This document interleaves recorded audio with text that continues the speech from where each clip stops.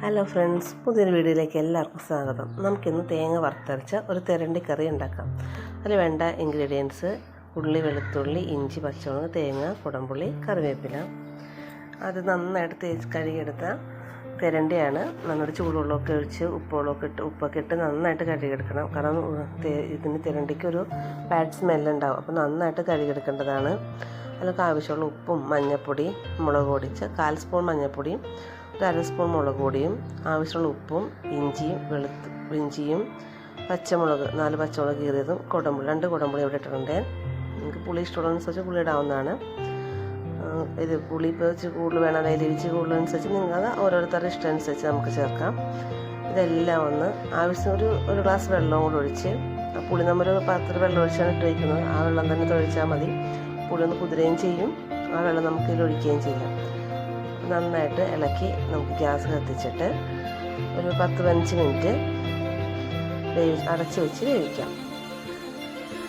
അതിനിരുന്ന് നന്നായിട്ട് ഉപ്പും പുളിയും എല്ലാം പിടിച്ച് വരുന്നതിനകത്ത്. അപ്പോൾ നമുക്കത് കുറച്ചൊരു അടച്ച് വെച്ച് വേവിക്കാം. ആ സമയം നമുക്കൊരു പാനിൽ 1 കപ്പ് തേങ്ങ, ഉള്ളിയും വെളുത്തുള്ളിയും എല്ലാം ചെറുതായിട്ട് അരിഞ്ഞെടുക്കണം. അത് ഈ തേങ്ങയുടെ കൂടെ തന്നെ നമുക്ക് ഒരുമിച്ചിടാവുന്നതാണ് കേട്ടോ. രണ്ടും ഒരുമിച്ചിടാം. അതിലൂടെ ഒരു 2 കറിവേപ്പിലയും കൂടി ഞാൻ ഇടുന്നുണ്ട് വറുക്കാനായിട്ട്. നന്നായിട്ട് മിക്സ് ചെയ്തെടുക്കുക. കറിവേപ്പിലയും കൂടെ ഇട്ട് നന്നായിട്ട് മിക്സ് ചെയ്തെടുക്കുക. അതിൻ്റെ കൂടെ ഒരു 1/4 സ്പൂണ് ഉലുവയുടെ സ്മെല്ല് നല്ലതാണ് മീൻകറിയിലൊക്കെ. ഒരു 1/4 സ്പൂൺ ഉലുവ. പിന്നെ കുരുമുളക് ആവശ്യമുള്ളവർക്ക് ഇടാം. എനിക്ക് ഇഷ്ടമുള്ള കുരുമുളക് ടേസ്റ്റ്, നല്ല ടേസ്റ്റാണ് ഇട്ടിട്ടുണ്ടെങ്കിൽ നിങ്ങൾ ചേർത്ത് നോക്ക്.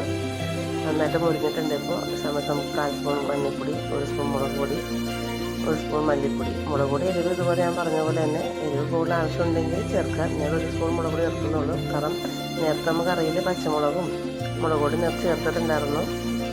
അപ്പോൾ പിന്നെ നമ്മൾ പിന്നെ എരിവിട്ടാൽ ചിലപ്പോൾ കൂടിപ്പോകാൻ സാധ്യതയുണ്ട്. അത് കാരണം ഓരോരുത്തരുടെ ഇഷ്ടം അനുസരിച്ച് ചേർക്കാം.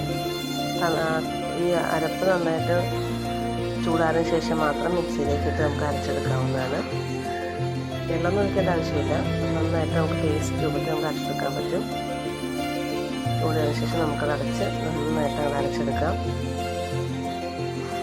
ഇടയ്ക്കിടയ്ക്ക് നിർത്തി ഒന്ന് അരച്ചാൽ മതി. ഇത് മിക്സ് ചെയ്യാൻ വേണ്ടി കുറച്ച് വെള്ളം, നമുക്ക് കറിയിലേക്ക് ആവശ്യമുള്ള കുറച്ച് വെള്ളം ഒഴിച്ചിട്ട് അരപ്പ് നമുക്കതിലൊന്ന് മിക്സ് ചെയ്തെടുത്തിട്ട് നമുക്ക് കറിയിലേക്ക് ഒഴിച്ചു കൊടുക്കാം. കറി നന്നായിട്ട് തിളച്ചിട്ടുണ്ട്. ഇപ്പോൾ ശരിക്കും ഉപ്പും പുളിയൊക്കെ പോലെ പിടിച്ചിട്ടുണ്ടാകും.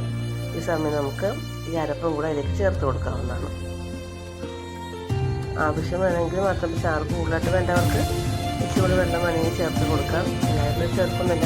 എനിക്ക് ആവശ്യമുള്ള ചാറുണ്ട്. നമുക്ക് ഇങ്ങനെ തന്നെ വെച്ചിട്ട് എല്ലാം ഒന്ന് മിക്സ് ചെയ്ത് കൊടുക്കുക.